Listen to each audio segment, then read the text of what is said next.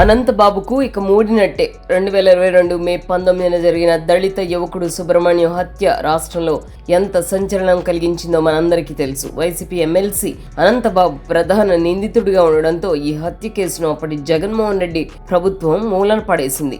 అనంతబాబును తప్పనిసరి పరిస్థితుల్లో 5 రోజుల తర్వాత అరెస్ట్ చేసి జైల్లో పెట్టిన పోలీసులు ఛార్జ్ షీట్ మాత్రం సకాలంలో వేయలేదు. పోలీసులు కావాలని 92 రోజులకు ఛార్జ్ షీట్ వేసి అనంతబాబుకు డిఫాల్ట్ బెయిల్ వచ్చేట్టు చేశారని సుప్రీంకోర్టే చెప్పింది. అంటే జగన్మోహన్ రెడ్డి హయాంలో పోలీసులు ఎలా ఉండేవారో అర్థం చేసుకోవచ్చు. జైల్లో కూడా అనంతబాబుకు రాచమర్యాదలు చేశారని అప్పట్లో కథనాలు వచ్చాయి. జగన్ హయాంలో పోలీసులు అధికార పార్టీకి ఎలా తొత్తులుగా వ్యవహరించేవారో చెప్పడానికి ఈ హత్య కేసు దర్యాప్తే ఒక చక్కటి ఉదాహరణ. మాట్లాడితే నా ఎస్సీలు నా ఎస్టీలు అంటూ దొంగేడుపు లేడ్చే జగన్మోహన్ రెడ్డి ఒక దళితుడిని తన పార్టీ ఎమ్మెల్సీ హత్య చేస్తే ఎన్ని విధాలుగా కాపాడాలో అన్ని విధాలుగా కాపాడాడు. అనంతబాబు రిలీజ్ అయిన రోజు జైలు నుంచి ఇంటి దాకా జగన్ ప్రభుత్వం రాజమర్యాదలతో ఊరేగింపుగా తీసుకెళ్లడం మరీ దారుణం. అంతేకాకుండా ఒక హత్య చేసిన వాడిని సిగ్గు లేకుండా మీటింగ్లలో తన పక్కన కూర్చోబెట్టుకున్న వ్యక్తి జగన్మోహన్ రెడ్డి. ఇప్పటికీ అనంతబాబు వైసీపీ ఎమ్మెల్సీగానే కొనసాగుతున్నాడు. నిన్నటి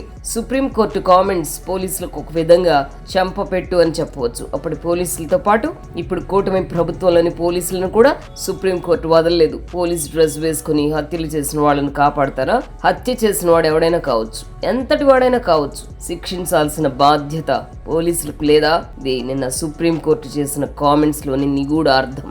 ఒక రాష్ట్ర డీజీపీ మీద కూడా సుప్రీంకోర్టు కామెంట్స్ చేసింది అంటే పోలీసులు సిగ్గుపడాలి. హత్య జరిగి దాదాపు 4 సంవత్సరాలు అవుతున్నా ఇప్పటిదాకా బాధిత కుటుంబానికి న్యాయం దక్కలేదంటే ఏమనాలి?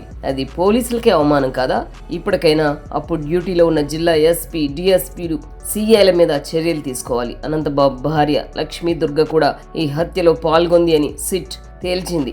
ఆమెను A2 నిందితురాలుగా తేల్చారు. ఆమె ప్రస్తుతం పరారీలో ఉందని పోలీసులు చెప్తున్నారు. పోలీసులు 1-2 రోజుల్లో ఆవిడని అరెస్ట్ చేసి నిజాలు రాబట్టాలి. లా అండ్ ఆర్డర్ విషయంలో కఠినంగా ఉండే చంద్రబాబు ప్రభుత్వం పోలీసుల వల్ల సుప్రీంకోర్టులో మాటలు పడడం నిజంగా విచారకరమే.